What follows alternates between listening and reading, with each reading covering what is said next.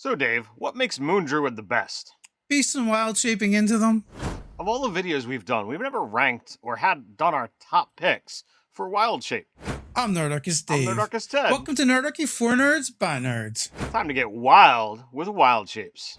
Before we jump into the video and discuss wild shapes, we just want to take a moment to thank our sponsor for this video, Nord Games, and their newest Kickstarter. Dangerous Destinations is filled with pre-made locations to drop into your games and include rules to make your own dangerous destinations. This Kickstarter is fully funded and is only getting better with more art and content being added with each stretch goal unlocked. This book is compatible with D&D as well as other fantasy RPGs. All right, Ted, man, let's jump into it. What is the allure to wild shapes to players in D&D? So there's so many different aspects to look at when you look at the druid and their wild shape ability. Number one, it gets into like the wild um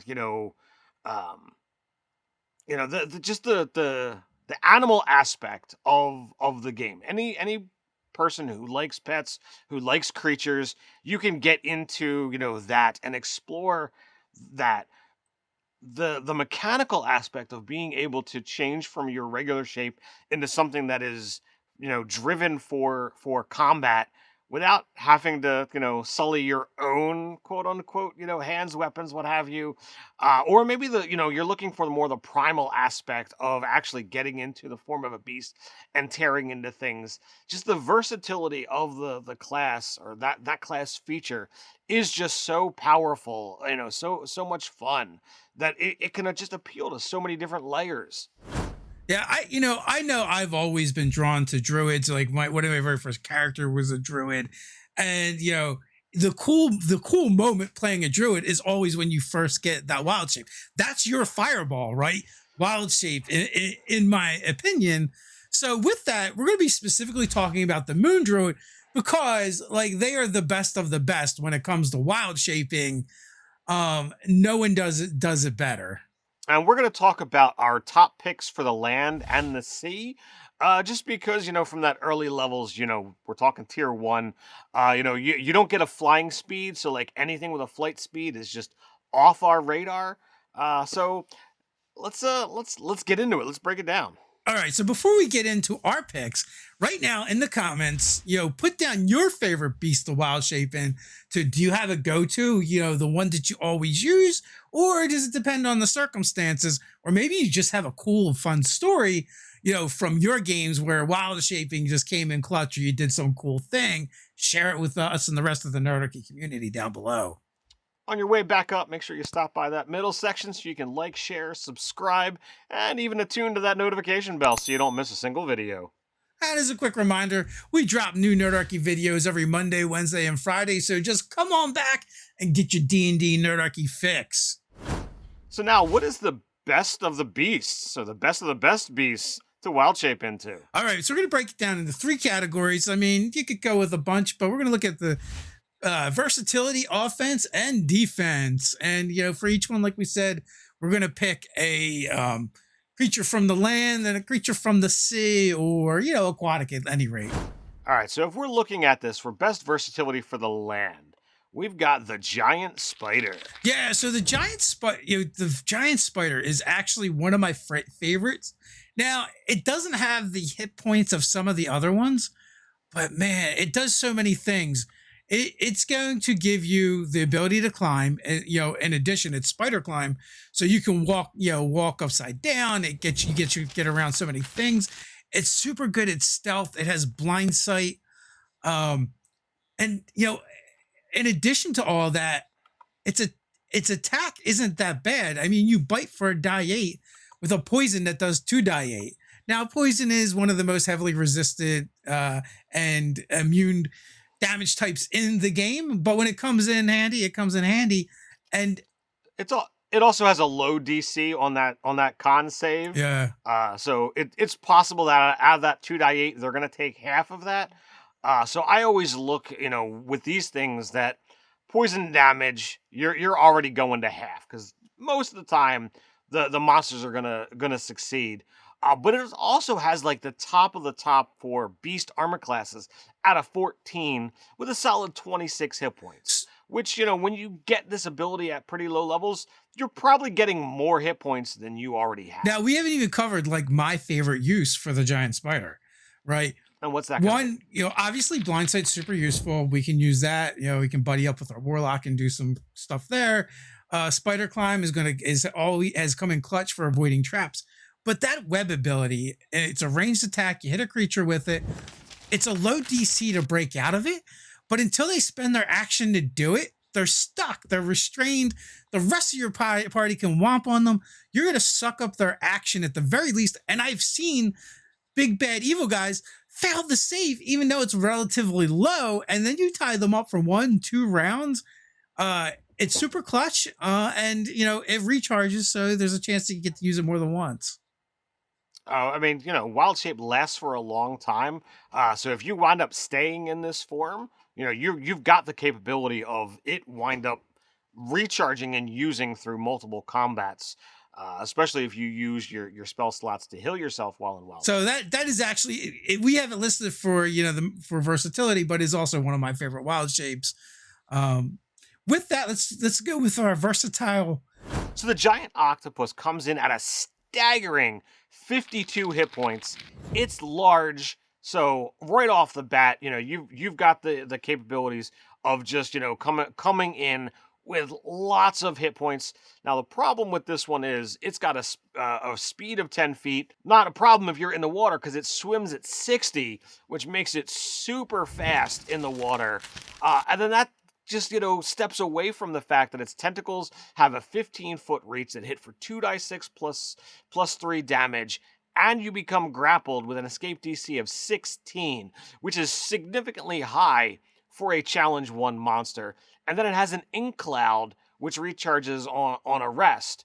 And it creates, the heavily obscured area for a minute, which is super useful for either, blocking line of sight or for allowing you guys to flee if need be.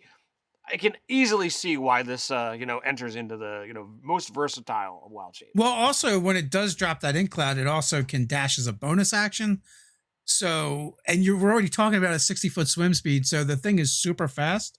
But that's not all. They have the ability to hold their breath, which means unlike other aquatic creatures, they can leave the water. They're a little clumsy and slow, but they can leave the water and they can hold their breath for an hour. So, they're no chumps when it comes to that.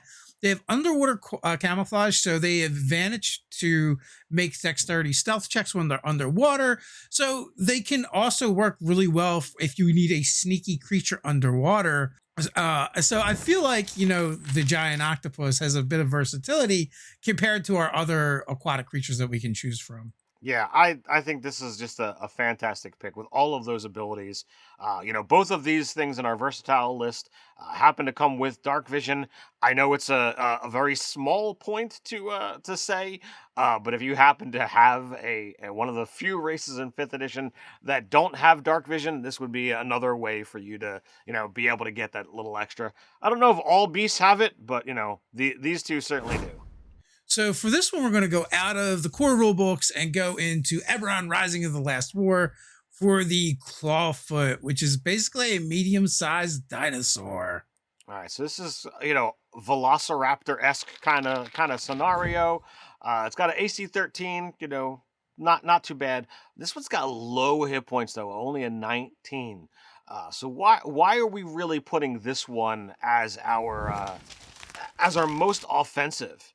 Is it because of its looks? It is a bit of a glass cannon, but hear me out. First off, it gets pack tactics. Second off, it has pounce. So if you can move 20 feet and hit somebody and you manage to knock them prone, the DC is not great, but it's still the chance it happens. If it does, you can now make a bite attack as a bonus action. Now we move into our attacks. We have multi-attack.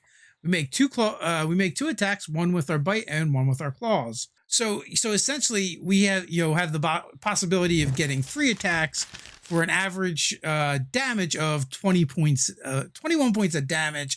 And when you add in the fact that there's a good chance we're using pack tactics and having advantage on these attacks, it increases our likelihood of getting crits, as well as we're probably going to hit.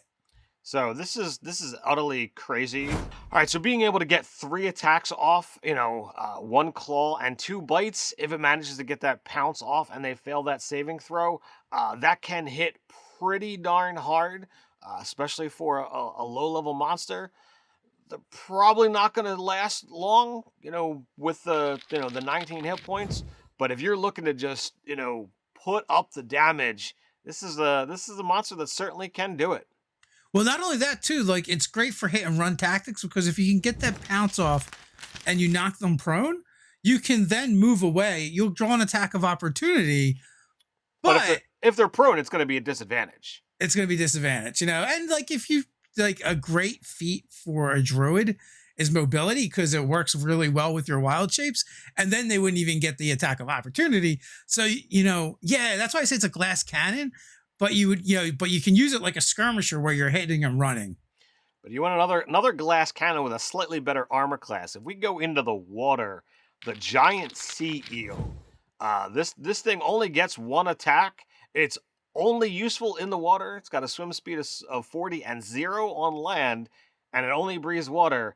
But this thing hits for 2d10 plus 2 piercing damage. That is a lot for a single bite for a challenge for a challenge half monster.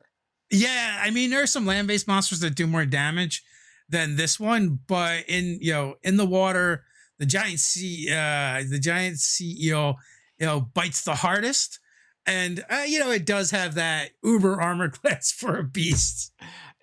14 is saying a lot.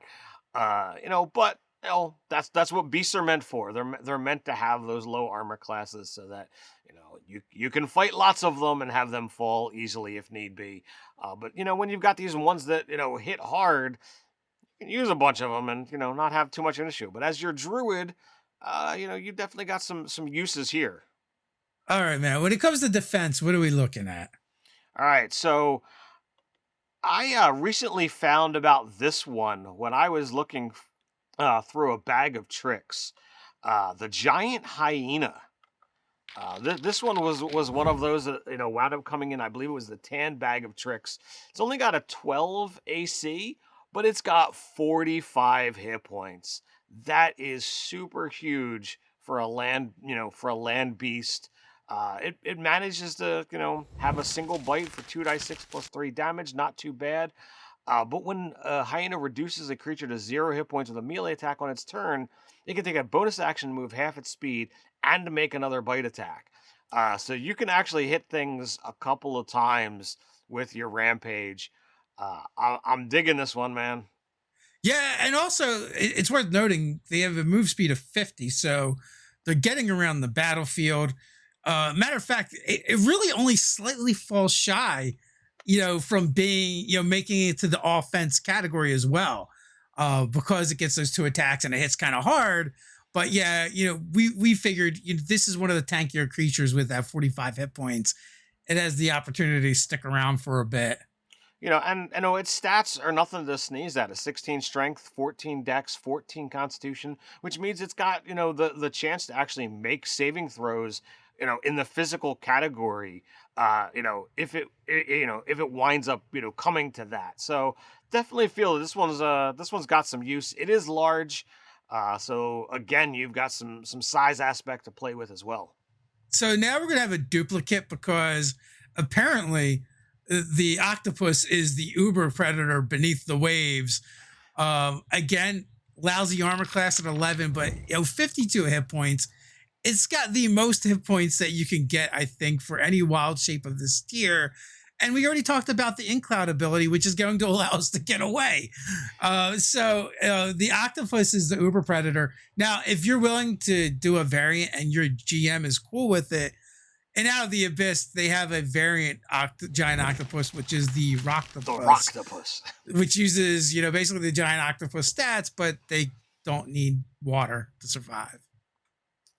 It's amusing. It's fun.